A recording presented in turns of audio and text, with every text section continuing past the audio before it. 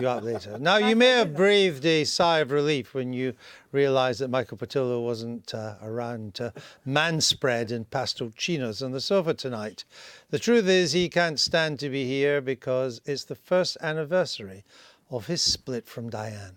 That's right, this time last year, Hackney Abbott ditched him to rekindle her socialist fervour with old flame Comrade Corbyn.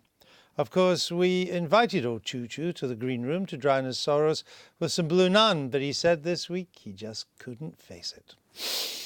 That's why we've decided to put breakups in the spotlight.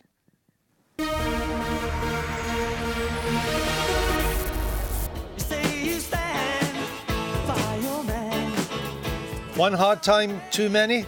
I think it's the reality of marriage that you go through hard times. Brad Pitt and Angelina Jolie went their separate ways this week, dumping Tim Farron off the airwaves. That's a nice sponge. And what of the perfect bake-off couple? Paul Hollywood says he wants to stick with the dough and move to Channel 4. But Mary Berry says she's had enough of soggy bottoms, leaving viewers crying into their cake mix. Well, I voted for Owen Smith. I think the ability to unite the party, I think that's something that's been missing. There seems little love lost between Jezza and his first wife, who announced this week she'd vote for Owen Smith. And what of rocky relations between North and South in the Labour Party? The NEC told Scottish Labour leader Kezia Dugdale that she could go her own way this week. David Cameron used to be devoted to his constituents. Well, I love being MP for Witney and I'm very keen to continue. But despite all the talk of serving the country from the backbenches, he's hastily annulled their union.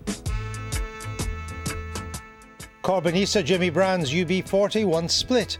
So should unhappy couples stay together or break up for the kids? Now, we were meant to interview Katie Price at this stage in the proceedings, but she ditched us. Or did we ditch her? I can't remember. I'm not even sure who she is. Anyway, it was complicated and messy. But I'm delighted to be joined by Jimmy Brown from UB40 instead. He's much more glamorous. We're delighted to see you here. Speaking of splits and breakups, there's a lot around in politics and private life and so on. The UB40 split. Was it really tough at the time? It wasn't that bad. I mean, I don't see it as a split, really, because all we did was we changed singers. We lost a singer. We wouldn't be the first band to do that. And our singer went solo. We're in difficulties now because he had a solo career, but then it didn't do as well as he thought and started using the name again. So we're going through the courts at the moment. But we haven't split. Really? Yeah, we haven't split, really. The rest of the band are all still there. Together. So it was only one that went. But mind you, the singer is quite important. It's pretty important. Yeah, we just not as important as the drummer. But we happen to have his... No, that's true. But we happen to have his brother, who in the cupboard waiting. So we just took the brother out of the cupboard and replaced him. And everything's lovely. We've just done the biggest tour we've done in about 20 years. Have you? Yeah. Great. So when splits like that come onto the agenda, do you think that do we fight hard enough to stop splits from happening, or we just think we're a bit too lazy? Oh, we'll get through anyway. Let's just get on with it. I don't know. I think it's a sign of the times, really. That they're kind of hysterical times going on at the moment, and that's causing all kinds of splits and fissures between different camps, and I think it's a sign of the times, I think. I mean, there is a lot of kind of splitting. Brexit's a split. Yeah.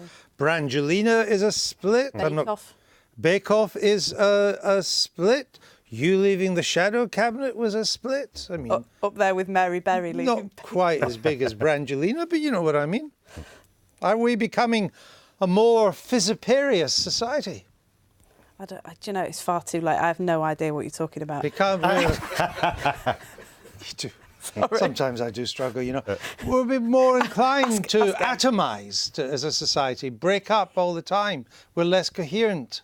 So actually, I agree with Jimmy. I think that a lot of people at the moment are feeling very, very anxious in this country about a lot of things. It's a lot to do with economic insecurity, but we've had some really seismic changes politically in the last few years. And I think it's very, very hard to predict what the future will look like. And there are very few politicians out there talking about a positive vision for the future and how we shape that future. And I think that has created this sense of, I don't know whether you'd call it hysteria but people feeling really just quite anxious about things.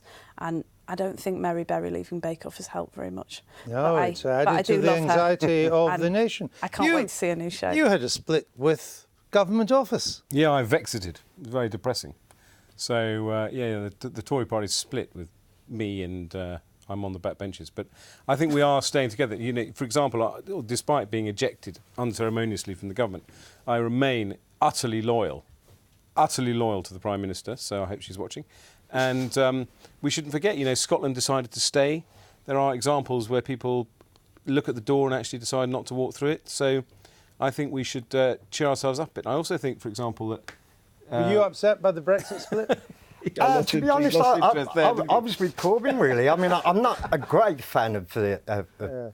So you're kind of a reluctant Remainer? A reluctant Remainer, because I really didn't want to be left in the hands of Boris. Do you think Labour will split? No, I don't think Labour will split at all. There's nowhere for the rebels to go. You know, back in the day it was the SDP. And there's nothing like that now, is there? Nothing at all, no. So I don't see a split. Really don't.